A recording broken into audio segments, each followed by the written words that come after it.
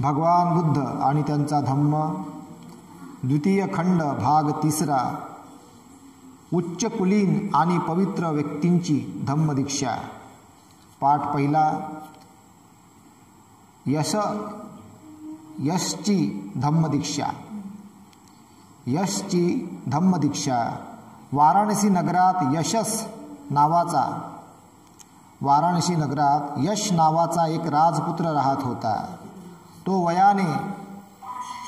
तो वयाने तरुण आणि दिसावयास अत्यंत देखणा होता. तो आपल्या आईवडिलांचा अत्यंत आवडता होता. त्याच्याजवळ विपुल संपत्ती होती. त्यांच्याजवळ मोठा लवाजमा असून त्याचे अंतपुरही मोठे होते.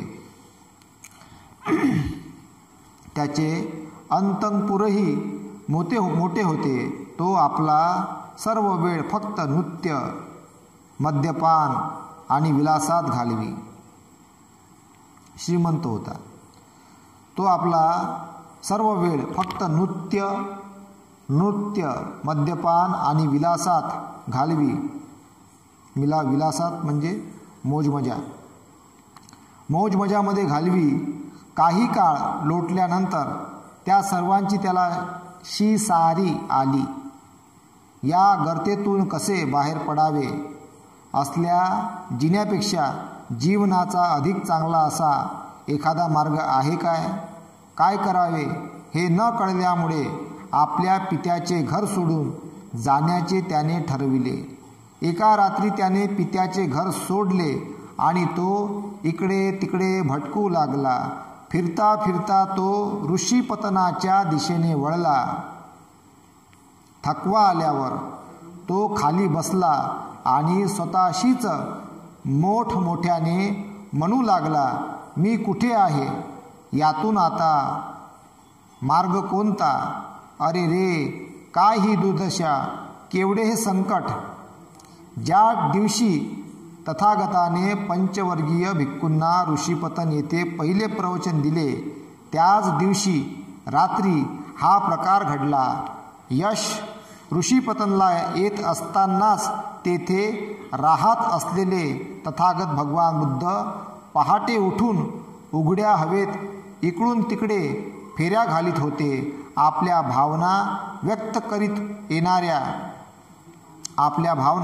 व्यक्त करीत येणाऱ्या त्या उमद्या तरुण यशसला भगवंतांनी पाहिले आणि त्याचा तो नैराश्याचा आक्रोश ऐकून भगवंत म्हणाले, काही दुःख नाही की काही संकट नाही, ये मी तुला मार्ग दाखवितो.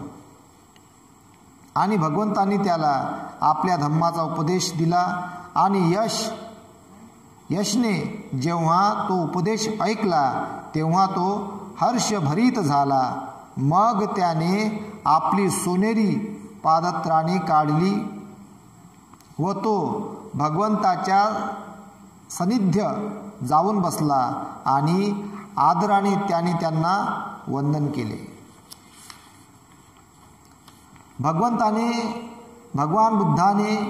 भगवानबुद्धाचे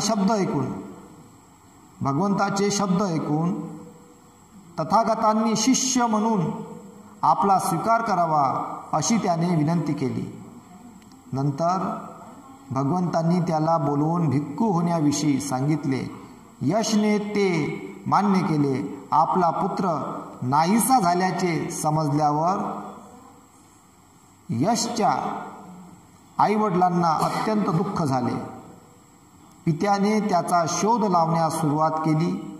ज्या ठिकाणी भगवंत आणि यश भिक्खूच्या वेशात बसले होते त्या ठिकाणी यशचा पिता आला आणि त्याने भगवंतांना विचारले, भगवान, माझा मुलगा यश याला आपण पाहिले काय? भगवंत म्हणाले, महाराज, आत या, आपल्या पुत्राला आपण भेटू शकाल. तो आता गेला आणि आपल्या पुत्राजवळ बसला, पण त्याने त्याला ओळखले नाही. यश आपल्याला कसा भेटला आणि आपले प्रवचन ऐकल्यावर तो भिक्खू कसा झाला हे भगवंतांनी त्याला सांगितले. तेव्हा पित्याने पुत्राला ओळखले आणि आपल्या पुत्राने योग्य मार्ग स्वीकारल्याबद्दल त्याला फार आनंद झाला. बाळ यश पिता म्हणाला, तुझी आई शोकाने आणि दुःखाने व्याकुळ झाली आहे. घरी परत ये आणि आपल्या आईला पुन्हा सुखी कर. नंतर यशने तथागताकडे पाहिले आणि तथागत यशच्या पित्याला म्हणाले, यशने पुन्हा त्या संसारी जीवनात जावे आणि पूर्वीप्रमाणेच ऐहिक सुखाचा उपभोग घ्यावा अशी आपली इच्छा आहे काय? आणि यशच्या पित्याने उत्तर दिले, जर माझा पुत्र यश याला आपल्याबरोबर राहण्यात फायदा आहे असे वाटत असेल तर त्याला राहू द्या. यशने भिक्खू म्हणून राहणेच अधिक पसंत केले. निरोप घेण्यापूर्वी यशचा पिता म्हणाला, भगवान, तथागताने माझ्या घरी माझ्या कुटुंबियासमवेत भोजन करण्यास संमती द्यावी. तथागतांनी आपली वस्त्रे परिधान करून भिक्षापात्र घेतले आणि यश बरोबर ते त्याच्या पित्याच्या घरी गेले. तेथे पोचल्यावर यशची आई आणि त्यांची पूर्वायुष्यातील पत्नी यांना ते भेटले. भोजनानंतर तथागतांनी त्या कुटुंबातील सर्व मंडळींना आपल्या धम्माचा उपदेश दिला. तो ऐकून त्यांना फार आनंद झाला आणि त्यांनी त्या उपदेशाचे पालन करण्याचे वचन दिले. वाराणसीतील एका श्रीमंत कुटुंबात यशचे 4 मित्र होते.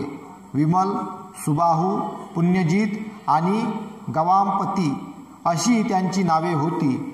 यशने बुद्ध आणि त्यांचा धम्म याचा आश्रय घेतला आहे असे जेव्हा त्यांना समजले तेव्हा ते त्यांना यशच्या हिताचे ते आपल्याही हिताचे आहे तेव्हा ते समजले. तेव्हा जे त्यांना यशच्या हिताचे ते आपल्याही हिताचे आहे असे वाटले. म्हणून ते यशकडे गेले आणि आपले शिष्य म्हणून आपला स्वीकार करण्याविषयी त्याने भगवान बुद्धाला प्रार्थना करावी असे त्यांनी त्यांना सांगितले. यशने ते मान्य केले आणि भगवान बुद्धाकडे जाऊन तो म्हणाला, तथागतांनी माझ्या या 4 मित्रांना आपला धम्मोपदेश देण्याची कृपा करावी. तथागतांनी ते मान्य केले आणि यशच्या त्या मित्रांनी धम्मदीक्षा ग्रहण केली. अशा प्रकारे आहे. आता ते भगवान बुद्ध आहे, सम्यक संबुद्ध आहे. सम्यक संबुद्धाच्या सानिध्यामध्ये राहणंच म्हणजे पुण्य आहे. लय बल असते त्यांच्यापाशी. ज्या ज्या गावातून जाय भगवान बुद्ध त्या त्या गावात लोक भिक्षूच बनत. एवढं बल असते, एवढं पॉवरफुल असते ते. साधन नाही राहत ते, लय भयंकर. जर समजून घ्या, एक अंदाज पकडा. आता जर बुद्ध असते इथं पुरं हे अमृतेश्वर चाललं भगवान बुद्धाच्या मागं, ऑटोमॅटिक चालले त्याच्या मागं. जो जो पाय भगवान त्याच्या मागं चालले, भगवान चालले पायी त्याच्या मागं लोक. इतकं भयंकर बल राहते, कारण ते सम्यक संबुद्ध होते. ज्या ज्या ठिकाणून ते गेले ना त्या त्या ठिकाणी लोकांनी दीक्षाच घेतली. भयंकर लोक दीक्षा घेतली. त्या भगवंताच्या धम्मबलाने पूर्ण दुःखातून मुक्त झाले. त्यावेळेस भयंकर लोक अनंत झाले, जन्म मरणाच्या भावचक्रातून मुक्त झाले. त्यावेळेस सगळे लोक सुखी झाले. संसार लोकांचा सुखाचा झाला. जे त्यावेळेस जे बालक जन्माले ते अति महान पुण्यवान. त्या काळामध्ये राजे महाराज दुरुस्त झाले.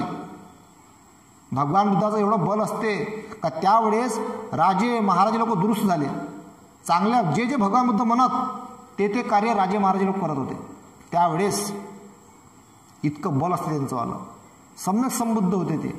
त्या बलाने, त्याच बलाच्या आधारावर आज जे जगामध्ये जे भगवंताने जो त्यावेळेस निर्माण केलेला धम्म आहे, त्याचा तो वाहक जो संघ आहे, त्यामधला आजही त्या बलाचे तरंग पुऱ्या जगात पसरलेले आहे. म्हणून जगामध्ये ज्या ज्या ठिकाणी शांती आहे ते भगवान बुद्धाच्या धम्माचं बल आहे. आणि ज्या ज्या ठिकाणी अशांती निर्माण झाली तिथं धम्माचं बल कमी झालं, त्या लोकांनी धम्म विसरला, तिथं दुःख निर्माण झालं, हानी झाली, नुकसान झालं, दंगल झाली.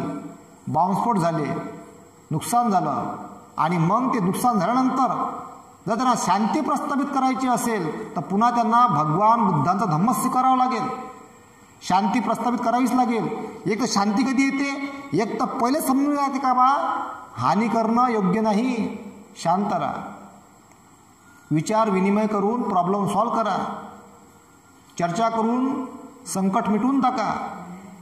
चर्चा जर नाही केली, संकट नाही मिटवलं, मग काय होते, अज्ञानामुळे युद्ध होते, आणि अज्ञानामुळे युद्ध झालं का नुकसान होते, मग अधिक हानी होते, अधिक मग पुरं दुःख निर्धार होते. मग कोण जिंकला, मग दुसरा हारला तो शांत राहते, मग चिमून बसते असा. आता शांत राहा, बेकार आहे, लय लोकांचे जीव गेले आता, मग शांत बसतात, मग का झालं. मग हा त्याले मारते एका काळामध्ये, तो मग ह्याले मारते, तसं चालू होतं त्या काळातही. कधी हा जिंके, कधी तो जिंके, कधी तो जिंके, कधी हा जिंके. हा जिंकला तो हारला, तो चिमून जाय बसून असा चुपचाप, शरण जाय मग त्या राजाले, हारलो बा मी आता, त्या राज्यामध्ये मी शरण येतो. असं चालू राहते पुऱ्या जगात, युद्ध होणे टळणे, युद्ध होणे टळणे. एक तर पहिले समजा शांत राहावं लागते बा, शांतीमध्येच आनंद आहे, नाही तर मग युद्ध झाल्यावर शांती येते, हानी होते मग तोपर्यंत लय मोठी. तरी शांतीच सगळ्यांना अपनावं लागते. अमनवर शांती, त्याला अमन म्हणतात उर्दूमध्ये, अमनवर शांती. तर अशा प्रकारे शांती प्रस्थापित आपण प्रत्येकाने केली पाहिजे. त्यानंतर 2, काश्यप बंधूंची धम्मदीक्षा. वाराणसीमध्ये काश्यप या नावाचे एक कुटुंब राहत होते. या कुटुंबात 3 पुत्र होते. ते उच्च विद्या विभूषित असून कर्मठ धार्मिक जीवन जगत होते. काही काळानंतर मोठ्या मुलाने संन्यास घेण्याचा विचार केला. त्याप्रमाणे त्याने घर सोडले व संन्यास घेतला आणि उर्वेला येथे जाऊन त्याने आपला आश्रम स्थापन केला.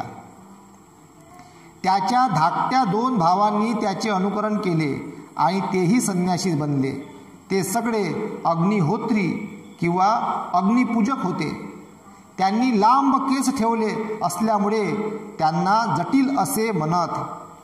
आता जे लोक ज्यांचं अग्निहोत्री आडनाव आहे हे सगळे बुद्धाचे पूजक होते, भगवान बुद्धाच्या धम्माचे सेवक होते. ते आता ते विसरले, कर्मकांडामध्ये गुरफटले, भटकले. ज्या ज्या लोकांचं अग्निहोत्री आडनाव आहे, आता एक एक आपल्याला माहीत पडत, ते अग्नीचे पूजक होते. जे अग्नीला पूजत होते, अग्नीला, काही लोक अग्नीले पूजे, काही झाडाले पूजे, काही कायले पूजे, काही सूर्याले पूजे, अलग अलग लोक पूजक होते. तर जे लोक अग्निपूजक होते त्याला अग्निहोत्री म्हणत. मग त्याच्यावर आडनाव पडले अग्निहोत्री. पण काही लोकांचे आडनाव अग्निहोत्री आहे, आणि अग्निहोत्री आडनाचे लोक भयंकर श्रीमंत आहे. हा अग्निहोत्री आडनाचे लोक लय श्रीमंत आहे. हे बुद्धाचे पूजक होते, नंतर विसरले, ते विसरले, भटकले. ते सगळे अग्निहोत्री होते किंवा अग्निपूजक होते. त्यांनी लांब केस ठेवले असल्यामुळे त्यांना जटिल असे म्हणत.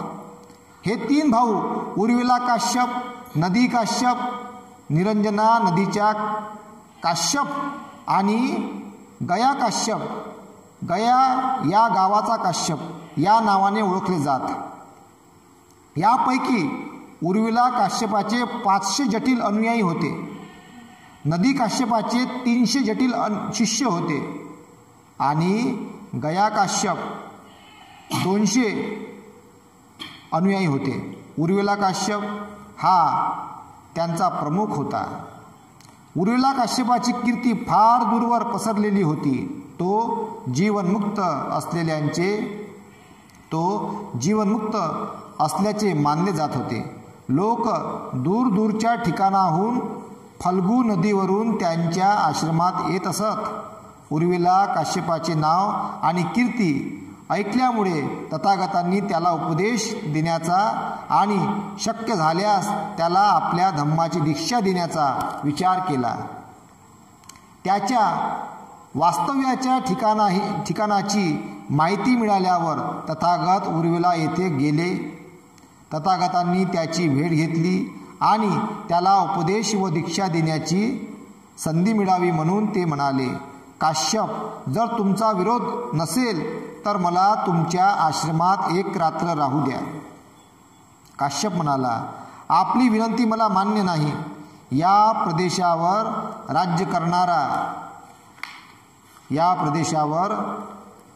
राज्य करणारा मुचलिंद नावाचा एक रानटी नागराजा आहे. तो भयंकर शक्तिमान आहे. अग्निपूजा करणाऱ्या सर्व संन्याशाचा तो कट्टर शत्रू आहे. तो रात्री आश्रमात येतो आणि अतिशय त्रास देतो. तो मला जसा त्रास देईल तसाच तो आपणाला त्रास देईल असे मला वाटते. नागलोक तथागतांचे मित्र आणि अनुयायी झाले आहेत हे कश्यपाला माहीत नव्हते, परंतु तथागतांना ते माहीत होते. म्हणून तथागत पुन्हा विनंती करीत म्हणाले, तो मला त्रास देण्याची शक्यता नाही. काश्यप कृपा करा आणि आपल्या अग्निशाळेत मला एक रात्र राहण्यासाठी जागा द्या. काश्यप अनेक अडचणी सांगू लागला आणि तथागत त्याला पुन्हा पुन्हा आग्रह करू लागले. नंतर काश्यप म्हणाला, वाद करण्याची माझी इच्छा नाही. मला फक्त काहीशी भीती वाटते, इतकेच. तुम्ही तुमच्या इच्छेप्रमाणेच करू शकता. तथागतांनी ताबडतोब अग्निशाळेत प्रवेश केला व तेथे ते जाऊन बसले. नागराजा मुचलिंद नेहमीच्या वेळी त्या खोलीत आला, परंतु काश्यपाऐवजी तथागत त्या ठिकाणी बसलेले त्याला दिसले. भगवंत बसलेले आहेत आणि त्यांच्या चेहऱ्यावर शांती आणि प्रसन्नता झळकत आहे. हे पाहून मुचलिंदाला वाटले की आपण एका महान विभूतीच्या सान्निध्यात आलो आहोत आणि तो नतमस्तक होऊन त्यांची पूजा करू लागला. आपल्या अभ्यागताचे काय झाले असेल या काळजीने अस्वस्थ झाल्यामुळे काश्यपाला त्या रात्री झोप आली नाही. बहुधा त्याला भस्मसात केले असेल या शंकेनेच तो भीत उठला. नंतर उजाडल्यावर काश्यप आणि त्याचे एकूण अनुयायी काय घडले असावे हे पाहण्यासाठी आले. मुचलिंदाकडून भगवंतांना काही दुखापत झालेली तर त्यांना दिसली नाहीच. उलट मुचलिंद भगवंताची पूजा करीत असल्याचे त्यांना आढळले. ते दृश्य पाहून काश्यपाला वाटले की आपण एक महान चमत्कार पाहत आहोत. या चमत्काराचा परिणाम होऊन काश्यपाने तथागतांना आपल्या जवळ राहण्याची आणि आश्रम स्थापन करण्याची विनंती केली. त्यांची काळजी घेण्याचे त्याने आश्वासन दिले. बघा, त्याला चमत्कार वाटला, पण ते बल असते त्यांच्यापाशी. कोणतंही जनावर असं तर सम्यक संबंधाचं काहीच नाही करू शकत. ते पाहिल्याबरोबर तो शांतच बसते.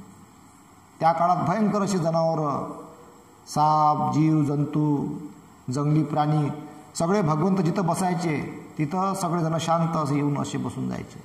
आता मी सुद्धा असं मी ते पाहू शकतो का ते कसे बसले असन भगवंत बा, आणि ते कसं त्यांच्या आजूबाजूला सगळे जीव जंतू प्राणी असे बसलेले आहेत शांत. आणि भगवंत ध्यानस्थ आहे आणि ते सगळे असे, ते पाहिलं तुम्ही कुत्रं कसं बसते असं, तसे सिंह, वाघ, हत्ती असे बसले, असे पाच भगवंताने. एकदम किती गरीब आहे बा. तुम्हाला असं वाटायला एक सिंहाने तो असं चोपळा तुम्हाला कामा बसला, इतके शांत. तिकडे ते पालतात प्राण्यांना, पण भगवंत नॅचरल. एखादा पाळीव असन प्राणी तर तो काही नाही करणार, पण नवाळे प्राणी तो पाळीव असते काय, तो हे करते. पण असे नवाळे जनावरं सगळे भगवंत बसायचे आणि ते सगळे शांत येऊन असे बसून जायचे. इतकं ते सम्यक संबंधांचं ते बल असते.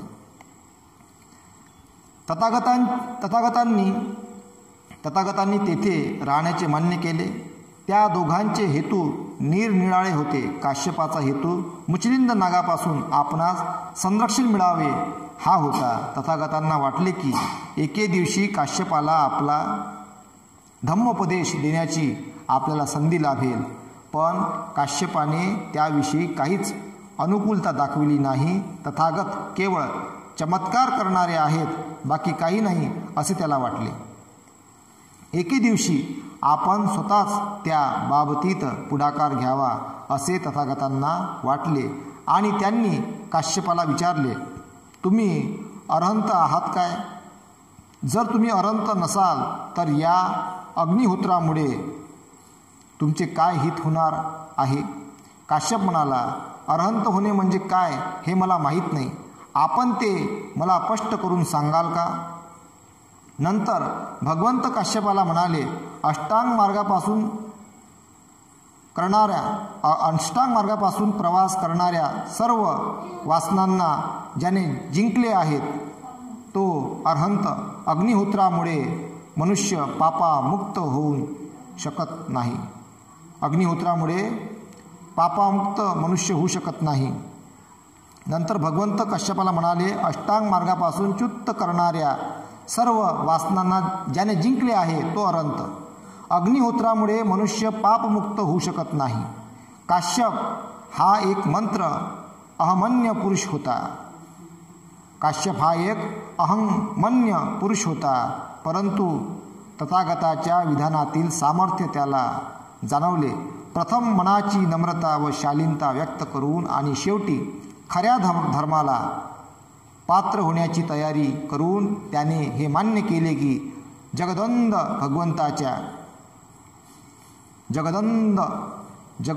भगवंताच्या बुद्धिमत्तेशी आपल्या क्षुल्लक बुद्धिमत्तेची तुलना करता येणे शक्य नाही. म्हणजे त्या काश्यपाला काय म्हटलं भगवंताने, जगाचा गुरु बा, पुऱ्या जगाचा भगवंताच्या बुद्धिमत्तेशी आपल्या क्षुल्लक बुद्धिमत्तेची तुलना करता येणे शक्य नाही. आणि शेवटी खात्री पटल्यावर अत्यंत नम्रतेने भगवंताचा सिद्धांत मान्य करून उर्वरिला काश्यप त्याचा अनुयायी झाला. गुरुला अनुसरून काश्यपाच्या अनुयायांनी तितक्याच नम्रतेने धम्माची शिकवण स्वीकारली. काश्यप आणि त्याचे अनुयायी यांना याप्रमाणे पूर्णपणे दीक्षा देण्यात आली. नंतर उर्वरिला काश्यपाने आपल्या सर्व वस्तू आणि यज्ञपात्रे नदीत फेकून दिले. त्या सर्व वस्तू प्रवाहाच्या पृष्ठभागावरून तरंगत खाली वाहत गेल्या. प्रवाहाच्या खालच्या बाजूला राहत असलेल्या नदी काश्यप आणि गया काश्यप यांनी त्या वस्त्रादी सर्व वस्तू अस्ताव्यस्त स्थितीत प्रवाहातून वाहत येत असलेल्या पाहिल्या. तेव्हा ते म्हणाले, या आपल्या बंधूच्या वस्तू आहेत, त्याने त्या का फेकून दिल्या? काहीतरी असाधारण स्थित्यंतर घडले असावे. ते अतिशय दुःखी आणि अस्वस्थ झाले. ते दोघेही आपल्या 500 अनुयायांसह भावाला भेटण्यासाठी प्रवाहाच्या वरच्या बाजूला जाऊ लागले. त्याला आणि त्यांच्या अनुयायांना श्रमणवेशात पाहून चमत्कारिक विचार त्यांच्या मनात आले आणि त्यांच्या कारणांची त्यांनी चौकशी केली. बुद्धाच्या धम्माच्या दीक्षेची हकीकत उर्वरिला काश्यपाने त्यांना सांगितली. आपल्या भावाने जर असे केले आहे तर आपणही त्याचे अनुकरण करावे असे ते म्हणाले. त्यांनी आपली इच्छा मोठ्या भावाजवळ प्रकट केली. नंतर त्या 2 भावांना त्याच्या सर्व अनुयायांसह धम्म आणि अग्निहोत्र याविषयी भगवंताचे तुलनात्मक प्रवचन ऐकण्याकरिता आणण्यात आले. त्या बंधूला दिलेल्या प्रवचनात तथागत म्हणाले, त्या 3 बंधूंना दिलेल्या प्रवचनात तथागत म्हणाले, लाकडावर लाकूड घासल्यावर जसा अग्नी बाहेर पडतो तसा विचारांच्या गोंधळामुळे अग्नी निर्माण होतो आणि अज्ञानाचा काळा धूर वर येतो. काम, क्रोध, अविद्या हे अग्नीप्रमाणे जगातील दुःखाला कारणीभूत होणाऱ्या सर्व गोष्टींना भस्मसात करतात. एकदा हा मार्ग सापडला आणि काम, क्रोध, अविद्या याचा नाश झाला की त्याच्याबरोबरच नवी दृष्टी, ज्ञान आणि सदाचरण यांचा जन्म होतो. म्हणून एकदा माणसाच्या अंतकरणात पापाविषयी घृणा उत्पन्न झाली की तिच्यामुळे तृष्णा नाहीशी होते आणि तृष्णा नाहीशी झाली की मनुष्य श्रमण बनतो. भगवान बुद्धाचे प्रवचन ऐकल्यानंतर त्या महर्षीचा अग्निपूजेविषयीचा आदर नष्ट झाला आणि बुद्धाचे शिष्य होण्याची त्यांनी इच्छा व्यक्त केली. काश्यपाची धम्मदीक्षा हा तथागतांचा महान विजय होता, कारण लोकांच्या मनावर त्यांचा जबरदस्त प्रभाव होता. बघा,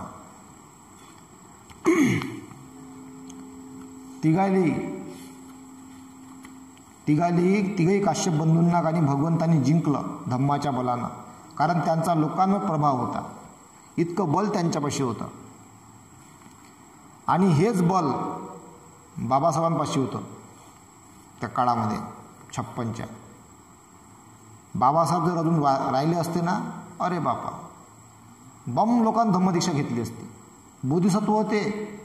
बोधिसत्वाचं एवढं भयंकर बल असते तर विचार करा, एवढे महान 10 पारमिता परिपूर्ण धम्माचं बल, एवढं मोठे भगवान बुद्धाचं किती मोठं बल असेल. तर बाबासाहेबाच्या बलानं आणि मग त्या सगळे लोक येऊ राहिले होते त्याच्यामध्ये. आता आपण त्या समुदायातले होतो म्हणून आपण आलो, बाकीचे येणार होते. मग बाबासाहेबांनी तेच वाटचाल वा आता हा पूर्ण आता पुऱ्या भारतभर जगभर धम्माचा प्रचार प्रसार करायचा असं बाबासाहेबांनी ठरवलं होतं. तर खूप लोक मग धम्मामध्ये आले असते. तर आज आपलं कर्तव्य काय, आपण याच्यातलं हे धम्माचं ज्ञान अवगत करून आपण जे अज्ञानी लोक आहे, जे आजही बिया दुःखामध्ये आहे, दारिद्र्यामध्ये आहे, अंधकारात आहे, भरकटलेले आहे, त्यांना आपण धम्म सांगितला पाहिजे. आता दारू पिऊन धम्म कोणी ऐकत नाही. एखादा दारू पिला सांगितलं धम्म, कोण ऐकते? तो म्हणा बापा तूच तर पाय आहे का नाही ऐकत.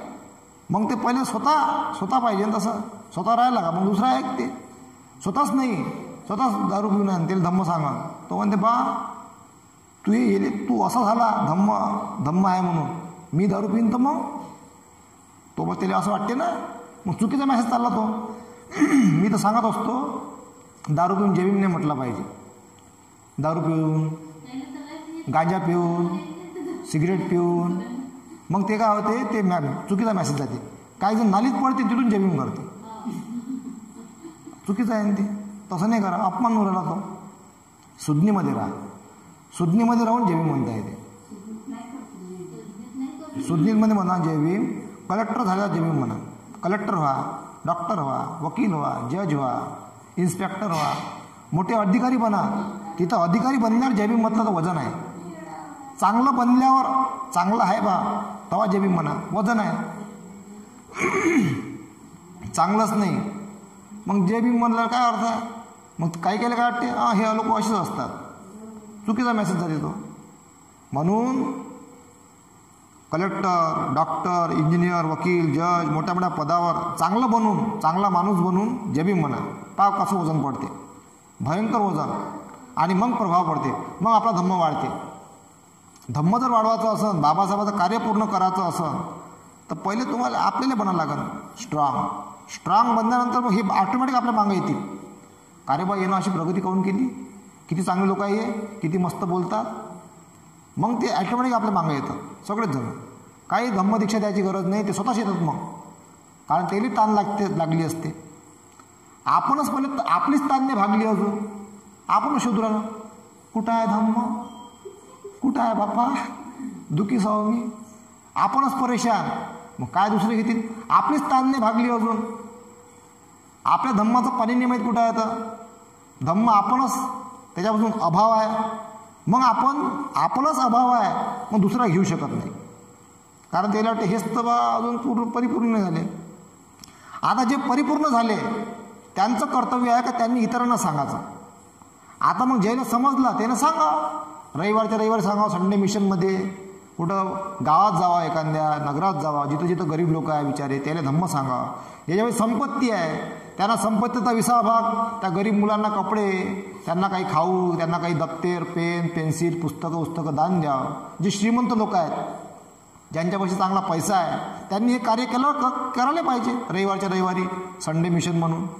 तर हे रविवार दिवस हा मिशन डे आहे, धम्माचं कार्य करण्याचा दिवस आहे.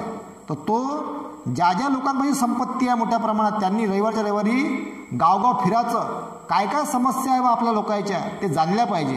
कोणाच्या काय समस्या आहे, त्याच्यावर निराकरण कसं आहे, काय उपाय आहे, हे जर प्रत्येकानं कार्य केलं तर पुरी समस्या दूर होऊन जाते. आपल्यालाच नाही करायला पाहिजे, सगळ्या लोकात मग तो बिचारा SC असल, ST असल, OBC असल किंवा इतर असल, सगळ्या लोकांमध्ये धम्म पसरवला पाहिजे, आपले विचार वाटले पाहिजे. कारण धम्म सर्वांसाठी आहे, सगळ्यांचं कल्याण करण्याचा मार्ग आहे. म्हणून हा धम्म आपण व्यापक करण्याचा परिपूर्ण प्रयत्न केला पाहिजे आणि सगळ्यांना वाटण्यासाठी आपण यासाठी कार्य केलं पाहिजे. तर आपण तसं कराल अशी मी आशा बाळगतो आणि इथेच थांबतो. साधू साधू साधू.